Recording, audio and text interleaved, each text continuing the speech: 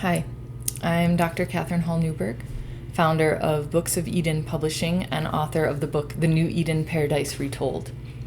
I'm tuning in with you today to offer a different perspective on the issue of reproductive rights that has been sweeping our country right now in a really big way.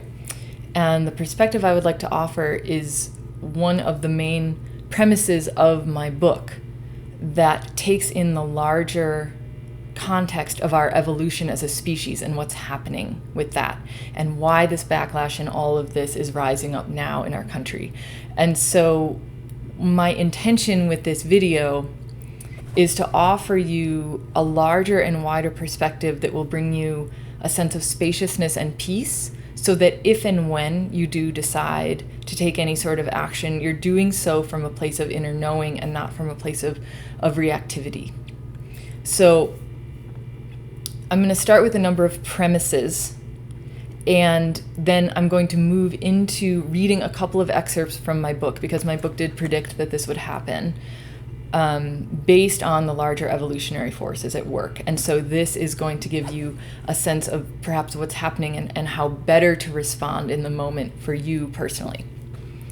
So the first premise that I am going to bring up is that we as a species are in the process now of evolving with the main focus of evolution on survival to evolving to thrive. So that is premise number one. This is a massive leap in consciousness that we're experiencing as a species, and the whole point of it is that we are moving from survival or fear of death, or evolving out of fear of death into evolving so that we as a species overall are thriving, that is, living from the joy of life. And this is happening. This evolution is happening. The second premise that is specifically related to this issue is that the mechanism by which humans are going to evolve for thriving versus evolving for survival is through sexual selection versus what we call survival of the fittest. And so in the process of shifting into sexual selection as the primary mechanism of evolving to thrive as a species, what's happening is that women are now stepping up and taking responsibility as arbiters of the flow of evolution. Right? And so what's happening with that, as this is happening, and what I'll talk about more is that what's happening is that the people who are attached or identified with the old way of doing things, and by the way, that is the essential mechanism of the patriarchy, or the essential point of the patriarchy, which was to suppress the natural responsibility of women to be the arbiters of evolution, right? So the more identified you are with the patriarchy and the systems of patriarchy, no matter who you are, the more of what I call a vague and nameless terror you're going to feel at the prospect of women and the feminine overall, and women specifically, taking the lead now in evolution. So in seeing these larger forces at work, in writing my book, I predicted that there would be a massive backlash regarding reproductive rights. And it's helpful to see the larger context of why this is happening, right? And so another premise is that this evolution is happening. This is a primordial force of movement, right? There is nothing we can do to stop it. It is happening, one way or another. And so that provides a massive opportunity for us individually and as groups and as collectives to decide how we're going to respond now in this moment, in this hinge point moment where we are moving from evolving for survival to evolving to thrive. How are we going to respond? What does it mean for us to take in the context of this moment, right? And with the fullness of our being, respond in the way that is deeply truthful. Deeply, deeply truthful for us. So with that, I am going to read a few excerpts from my book that illuminate this farther. Now, my book is, again, it's called The New Eden Paradise Retold. I'm only reading a couple of excerpts. There's a lot more about this specific issue in this book, specifically related to masculine and feminine energies and healing, what it really means to heal the masculine and feminine energies, and from there heal the relationship, the primordial kind of rift between men and women, right? And so how we can go about doing that. So there's a lot more information about that in the book. I'm just going to read a couple of excerpts that help illuminate what we're talking about here. And again, my intention is to bring you a sense of peace and perhaps higher knowing about what is going on for us right now. So here we go. If you have the book, you can follow along. We're starting on page 72. All right, so I'm going to start with, as we transition into evolution for thriving, as opposed to evolution merely for survival, we will come to accept that the direction and catalytic energy of our evolution lies with women.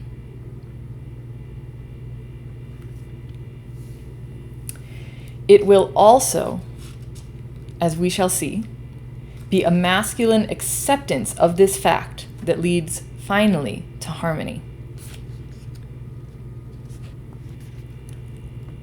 Needless to say, the rise to prominence of sexual selection as the primary force of evolution is a terrifying prospect for the unawakened man, as the process of evolution must finally be admitted to be out of his hands entirely.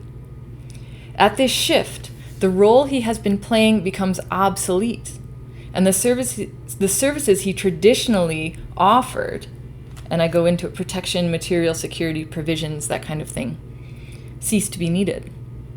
The unawakened man, therefore, feels a vague and nameless terror at the rise of feminine power.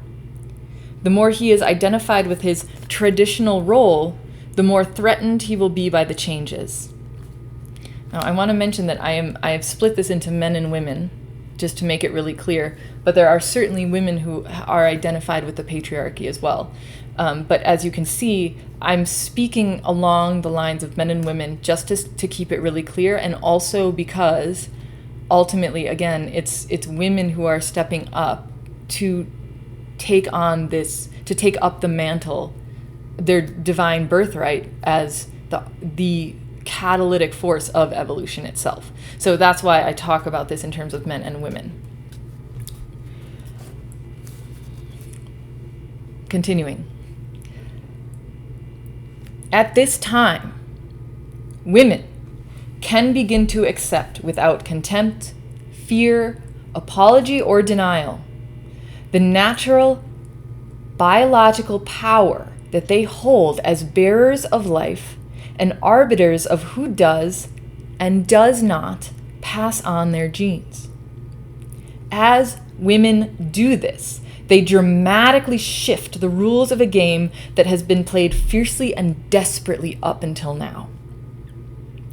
We can see how the patriarchy formed as an attempt to subvert women's natural power and responsibility as determiners of evolution. We can see the ways in which, over the centuries, women's sexuality became a closely guarded commodity, with marriages and lineages decided upon by men. Instead of women freely choosing the qualities that would flourish in the species, we saw this natural law co-opted through tight and constrictive social norms and justified through systemic structures of shame and oppression.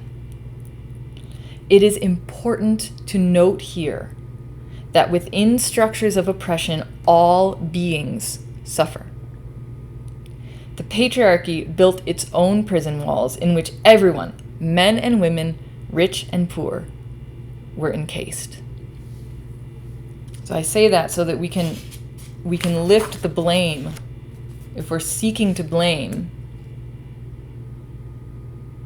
right, then we're in the wrong place, right? Because if we take the patriarchy as just a larger system that has encased men and women, then I talk about that more in here, how we can really move away from trying to cast blame on someone or something or an entire gender, an entire sex, and really look at how we can move forward instead. However, it is important to be aware of this backlash that's happening, and so I talk about that here. As women take up the responsibility and power of directing evolution, the men in this fearful camp, so I'm going to give a quick thing about that. I outline in here 3 different camps, what I call camps, of responses to this movement, this evolutionary movement that's happening. And the first, and I'm talking now about the first camp, but there's 2 others. And don't worry, I end with good news, I promise. I end with good news here. But here we're going to outline what's going on and what I essentially predicted would happen, which is happening now. So, as women take up the responsibility and power of directing evolution, the men in this first fearful camp will inevitably react. We must be ready for the ensuing backlash that will try any means to undermine the developing power and will of the rising feminine. This group, this camp, and I call them men, but we know that it can be made up of many people. This camp will use manipulation, attack, insults, gaslighting, self-righteousness, and the moral high ground to make us question ourselves and our decisions. We may see physical violence, but more likely it will take the insidious and manipulative tactic of using eminently reasonable-sounding justifications to point out all the ways in which women are wrong to stand in their truth and power. I'm quickly summarizing a few things just so we're not reading everything, but I do talk about how traditionally, in the traditional role, women, to go against the wishes of a man could result in harm, physical violence, and even death. And so this is a deeply embedded fear that women are coming up against right now. And as I say, this will be the most potent weapon of the disenfranchised man. He will be very, very unhappy, and he will blame her, either overtly or through subtle insinuations. This tactic is as unconscious as it is effective, as through the centuries, an unhappy man could mean punishment and even death to a woman in his thrall. As women take up their place in the changing world, they will be asked to face and overcome this deeply embedded fear. She may be called arrogant and selfish. She may be called all sorts of things. We will see desperate attacks on women's rights, especially related to marriage and procreation. We must be ready to see this as a sign of progress and to calmly remain standing in our truth.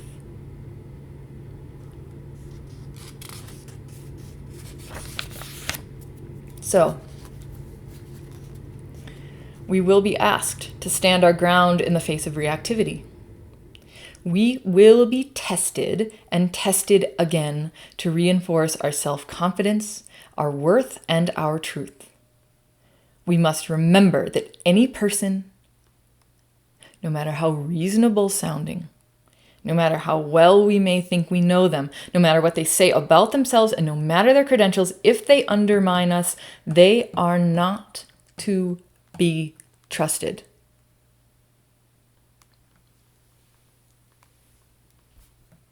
If they undermine us, when we know that we're standing exactly in our heart-centered truth, then we know that they have an agenda that has nothing to do with our well-being. Okay, and I go into this more, but that's really important to hear right now, I think. The good news.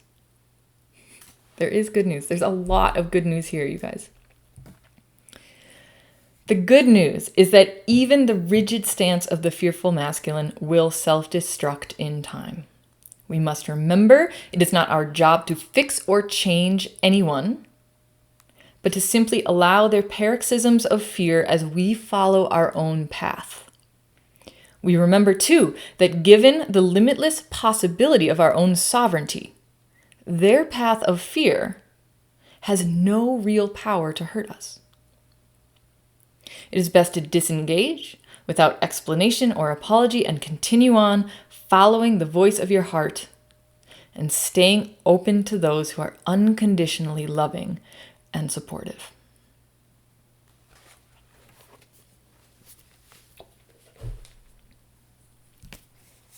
So that is my message to everyone who is concerned, frustrated, scared, afraid, lost, uncertain where the needle of truth points. There's only one direction you need to know, and it's this one. It's the one that points inward. And my intention here was to give everyone listening the larger context of what's actually happening in our species and how that is now playing out in our lives, in our personal lives and in our country. So I hope this brought you clarity and peace and gave you perhaps a new place to stand when making your decision on how to move forward right now.